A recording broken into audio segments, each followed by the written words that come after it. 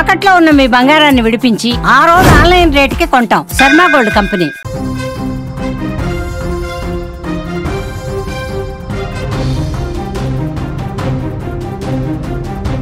Big breaking news చూస్తున్నాం. గండికోట విద్యార్థిని మృతిపై ఇంకా మిస్టరీ వీడలేదు. విద్యార్థిని హత్యలో లోకేష్ పాత్ర లేదా? పరువు కోసం బంధువులే ప్రాణం తీశారా?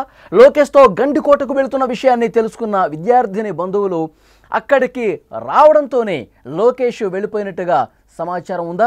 వారి రాకను లోకేష్కు స్నేహితుడు చేరవేశాడా? భయంతో విద్యార్థినిని అక్కడే వదిలేసి లోకేష్ బయటకు వచ్చేశాడా? కోపంతో విద్యార్థినిని బంధువులేమైనా హత్య చేశారా? హత్య చేసి లోకేష్పై నెట్టివేసే ప్రయత్నం ఏమైనా చేశారా? పోలీసు శాఖ చేతిలో కీలక ఆధారాలు లభ్యమైనట్టుగా తెలుస్తోంది. విద్యార్థినిపై అఘాయిత్యం జరగలేదని ప్రాథమికంగా సమాచారం వస్తోంది. రోజుకు ఒక మలుపు తిరుగుతోంది ఈ గండికోట హత్యోదంతం.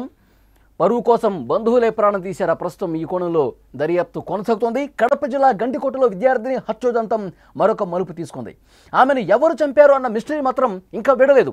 ప్రియుడితో గండికోటకు వెళ్ళటం, తర్వాత ప్రియుడే ఒక్కడే అక్కడి నుంచి బయటకు రావటం, ఇవన్నీ కూడా సీసీ రికార్డులో కనిపించాయి.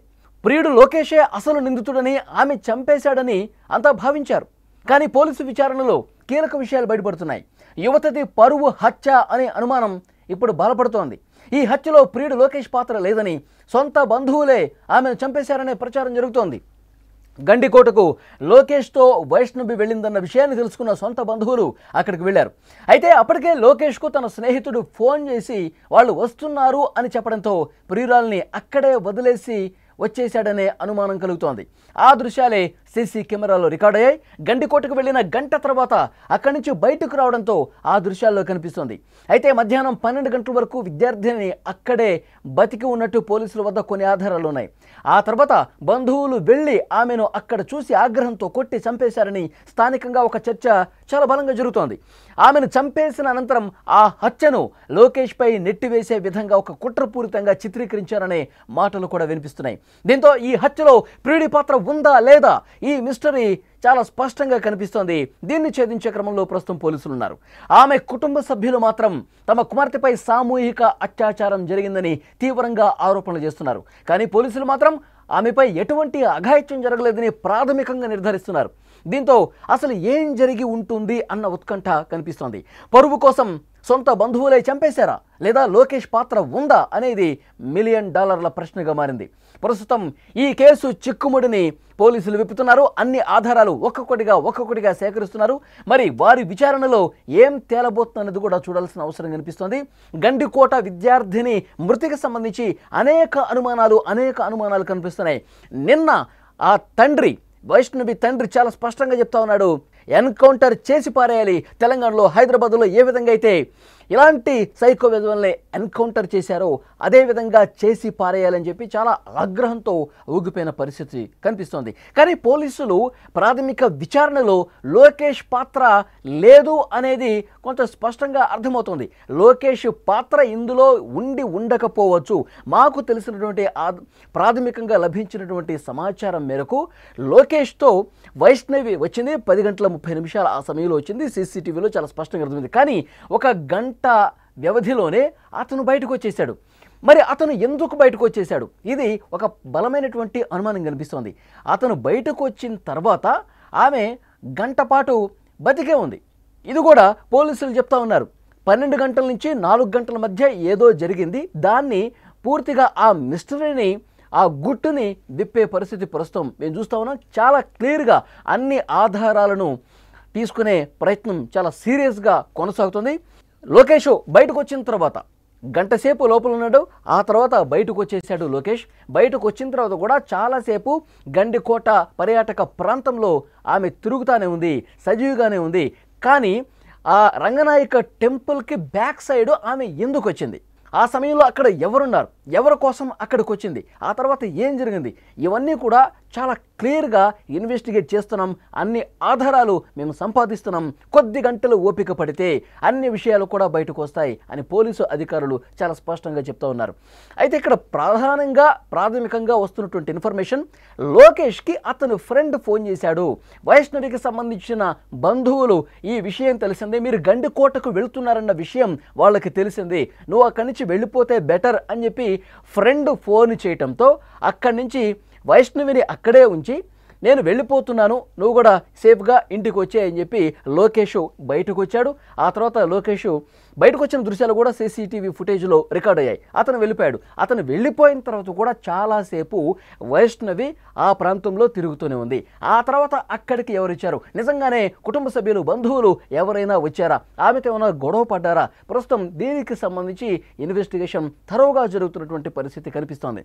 అయితే కుటుంబ సభ్యులు కావచ్చు, బంధువులు కావచ్చు, లోకేష్ గతంలో మా అమ్మాయిని ట్రాప్ చేశాడు, మా అమ్మాయిని మాయమాటలు చెప్పాడు, నయవంచన చేశాడు, మోసం చేశాడు, ఇవన్నీ చెప్తా ఉన్నారు. సామూహిక అత్యాచారం జరిగింది, లోకేష్ ఒక్కడే కాదు అతని ఫ్రెండ్స్ వీళ్ళందరూ కలిసి మా అమ్మాయిని అత్యాచారం చేసి హత్య చేసి పడేశారు అంటూ చాలా బలంగా వాళ్ళు వాదనలు వినిపిస్తున్నారు. అవన్నీ కూడా పోలీసులు వాళ్ళ అభిప్రాయాలను కూడా సేకరించారు. కానీ లోకేష్ చంపేశాడు అనటానికి ఇప్పటి వరకు ఎలాంటి ఆధారం దొరకలేదు అని పోలీసులు చాలా స్పష్టంగా ఈ కేసు ఇన్వెస్టిగేట్ చేస్తున్నటువంటి క్రమంలో వారికి లభ్యమైనటువంటి ప్రాథమిక ఆధారాలకు సంబంధించి చెప్తున్నటువంటి పరిస్థితి ఉంది. మరొక ముఖ్యమైన విషయం, పోలీసులు ఇన్వెస్టిగేషన్లో మరి ఆ 12 గంటల నుంచి 4 గంటల సమయం, ఈ 4 గంటల వ్యవధిలో ఏం జరిగిందని చెప్పి ఆధారాలు సేకరిస్తున్నటువంటి క్రమంలో మరి కుటుంబ సభ్యులు కానీ బంధువులు కానీ అక్కడికి వచ్చారా, పరువు కోసం, ఎందుకంటే గతంలో చాలా సందర్భాల్లో వాడితో తిరగొద్దు, ఎక్కడికి రమ్మంటే అక్కడికి వెళ్ళిపోతున్నావు, మీ ఇద్దరు ప్రేమలో ఉన్నారు, ఇది కరెక్ట్ కాదు, ఇది మంచిది కాదు, నీ పద్ధతి మార్చుకో, నువ్వు మంచిగా చదువుకో, సో ఈ విధమైనటువంటి వాదనలు గొడవలు గత కొన్ని రోజులుగా జరుగుతున్నట్టుగా తెలుస్తుంది. మరి పరువు కోసమే కుటుంబ సభ్యులు కానీ బంధువులు కానీ ఆమెని చంపేసి ఆ నేరాన్ని లోకేష్ మీద నెట్టివేసే ప్రయత్నం ఏమైనా జరిగిందా, ఈ కోణంలో కూడా పోలీసులు చాలా స్పష్టంగా ఇన్వెస్టిగేట్ చేస్తూ ఉన్నారు. ఇవన్నీ అనుమానాలు, ఇంకా పోలీసులు ఎక్కడ కూడా ధృవీకరించలేదు. కుటుంబ సభ్యులే వైష్ణవిని చంపేసి ఆ లోకేష్ మీద నెట్టివేస్తే ఒక పని అయిపోతుంది, వాడు చాలా వేధించాడు కదా, మనల్ని టార్చర్ పెట్టాడు కదా, అతని వల్ల అమ్మాయిని కాపాడుకోవడం కోసం ఒక ఊరి నుంచి ఇంకో ఊరికి కూడా మేము షిఫ్ట్ కావాల్సి వచ్చింది, కాబట్టి ఈ నేరం అనేది వాడి మీద తోసేద్దాం, ఇలాంటి ఆలోచనతో ఈ విధంగా ఏమైనా చేశారా, ఈ అన్ని కోణాల్లో అండి చాలా కోణాల్లో పోలీసులు ఇన్వెస్టిగేట్ చేస్తూ ఉన్నారు. మరొక ముఖ్యమైన విషయం ఏంటంటే, వైష్ణవి మీద అత్యాచారం జరగలేదు అనేది పోలీసుల ప్రాథమికంగా చెప్తున్నటువంటి సమాచారం. నిన్న పోలీసు అధికారులతో సుమన్ టీవీ నేరుగా మాట్లాడింది. ఇప్పటి వరకు ఉన్నటువంటి లేటెస్ట్ ఇన్ఫర్మేషన్, వైష్ణవి మీద ఎలాంటి అత్యాచారం జరగలేదు అనేది మాకు ప్రాథమిక సమాచారం ఉంది. అయితే పోస్ట్ మార్టం పూర్తి రిపోర్టు అలాగే ఫోరెన్సిక్ రిపోర్టు ఇవి వచ్చిన తర్వాత మరికొంత క్లియర్ కట్గా పూర్తి సమాచారం మీకు తెలియజేస్తాం. ఇప్పటి వరకు మాకున్నటువంటి ఇన్ఫర్మేషన్ ఆమె మీద అత్యాచారం జరగలేదు. మరి హత్య ఎవరు చేశారు, ఎవరు చంపేశారు, అన్నీ కూడా దర్యాప్తులో చాలా కీలకమైనటువంటి విషయాలు బయటకు వచ్చే అవకాశం ఉంది. ఇప్పటికే కొంత క్లియర్ కట్ సమాచారం తెలుసుకున్నాం, దాన్ని బట్టి ఇన్వెస్టిగేట్ చేస్తూ ఉన్నాం. మరి కుటుంబ సభ్యుల పాత్ర ఉందా, బంధువుల పాత్ర ఉందా, లోకేష్ పాత్ర కూడా ఏమైనా ఉందా, ఆయన బయటకు వచ్చిన తర్వాత మళ్ళీ ఏదైనా ప్లాన్ చేసి ఈ విధంగా చేశాడా, అన్ని కోణాల్లో కూడా దర్యాప్తు చేస్తున్నాం. మధ్యాహ్నం 12 గంటల నుంచి లోకేష్ వెళ్ళిపోయిన తర్వాత కూడా ఆమె బతికే ఉంది. ఆ తర్వాత ఏం జరిగింది, ఆ తర్వాత అక్కడికి ఎవరు వచ్చారు, ఎవరిని ఆమెను కలిశారు, రంగనాయక టెంపుల్ బ్యాక్ సైడ్ వరకు ఆమె ఎందుకు వెళ్లాల్సి వచ్చింది, ఎవరి కోసం వెళ్లాల్సి వచ్చింది. ఇక్కడ మరొక ముఖ్యమైన విషయం, ఆమె మృతదేహం దొరికిన సందర్భంలో ఒంటి మీద నూలు పోగు కూడా లేదు. పోలీసులు అసలు ఏం జరిగిందన్న విషయానికి సంబంధించి చాలా క్లియర్గా ఇన్ఫర్మేషన్ తీసుకుంటున్నారు. మరికొద్ది గంటల్లోనే అసలు వాస్తవాలు కూడా బయటకు వచ్చే అవకాశం కనిపిస్తోంది. సో పరువు కోసం కుటుంబ సభ్యులు కానీ బంధువులు కానీ ఈ విధంగా ఏమైనా చేశారా, లేదు అంటే కనుక లోకేష్ పాత్ర ఏమైనా ఉందా, అసలు వీళ్ళు ఇద్దరూ కాకుండా మూడో వ్యక్తి ప్రమేయం ఏమైనా ఉందా, ఉంటే ఆ మూడో వ్యక్తి ఎవరు. సో ఈ విధంగా అన్ని కోణాల్లో పోలీసులు చాలా స్పష్టంగా ఇన్వెస్టిగేట్ చేస్తూ ఉన్నారు. అన్ని అనుమానాలన్నింటినీ కూడా ముందు పెట్టుకొని ఆధారాలు సంపాదిస్తూ ఒక్కొక్కటి ఒకవైపు సీసీ ఫుటేజ్ కావచ్చు, తర్వాత ఆ మృతదేహానికి సంబంధించిన పోస్ట్ మార్టం కావచ్చు, ఫోరెన్సిక్ రిపోర్ట్ కావచ్చు, వాళ్ళ బంధువులు ఇస్తున్నటువంటి సమాచారం కావచ్చు, లోకేష్ ఫ్రెండ్స్ ఇస్తున్నటువంటి సమాచారం కావచ్చు, ఇట్లా అన్ని కోణాల్లో కూడా పోలీసులు చాలా సీరియస్గా ఇన్వెస్టిగేట్ చేస్తున్నారు. గండికోట పర్యాటక ప్రాంతంలో ఇంటర్మీడియట్ సెకండ్ ఇయర్ చదువుతున్నటువంటి గీతం కాలేజీలో చదువుతున్నటువంటి వైష్ణవి నూలు పోగు కూడా లేకుండా ఆ పర్యాటక ప్రాంతంలో ముళ్ళ పొదల్లో పడి ఉండటం రాష్ట్ర వ్యాప్తంగా సంచలనమైనటువంటి పరిస్థితి. సో వాస్తవాలు అతి కొద్ది గంటల్లోనే బయటకు వస్తాయి. ఎందుకంటే కొన్ని గంటల్లో ఆ forensic report, post mortem report కూడా బయటకు వస్తుంది. లోకేష్ని ఇప్పుడే చాలా సీరియస్గా విచారించిన పరిస్థితి. లోకేష్ ఇచ్చినటువంటి ఆధారాలు, అలాగే phone contact records, call data, ఎవరెవరు ఏం మాట్లాడారో ఆ సమయంలో ఇవన్నీ కూడా వెలికి తీస్తున్నారు. ఎవరి పాత్ర ఉన్నా సరే అన్ని నిజాలు అతి త్వరలోనే బయట పెడతామని చెప్పి చాలా స్పష్టంగా పోలీసులు చెప్తున్నటువంటి పరిస్థితి. కానీ ఇప్పటి వరకు అందినటువంటి సమాచారం ఆ అమ్మాయి మీద ఎలాంటి అత్యాచారం జరగలేదు. మరి ఎవరు చంపారన్న దానికి సంబంధించి ఆధారాలు సంపాదిస్తున్నాం అంటున్నారు. అలాగే లోకేష్ పాత్ర ఉందా లేదన్నది కూడా చాలా క్లియర్గా పిన్ టు పిన్ ఇన్ఫర్మేషన్ సేకరిస్తున్నాం. లోకేష్ వెళ్ళిపోయిన తర్వాత కూడా, లోకేష్ అక్కడ ఆ పర్యాటక ప్రాంతం నుంచి బయటకు వెళ్ళిపోయినటువంటి సీసీ ఫుటేజ్ రికార్డు కూడా ఉంది. అతను వెళ్ళిపోయిన తర్వాత కూడా ఈమె బతికే ఉంది. తర్వాత గంట 2 గంటల పాటు ఆ ప్రాంతంలో తిరుగుతూ ఉంది, తచ్చాడుతూ ఉంది. మరి ఎవరి కోసం ఆమె వెయిట్ చేస్తుంది? ఇవన్నీ విషయాలు కూడా చాలా క్లియర్గా ఆధారాలతో సహా పోలీసులు సంపాదించే ప్రక్రియ చాలా వేగంగా జరుగుతుంది.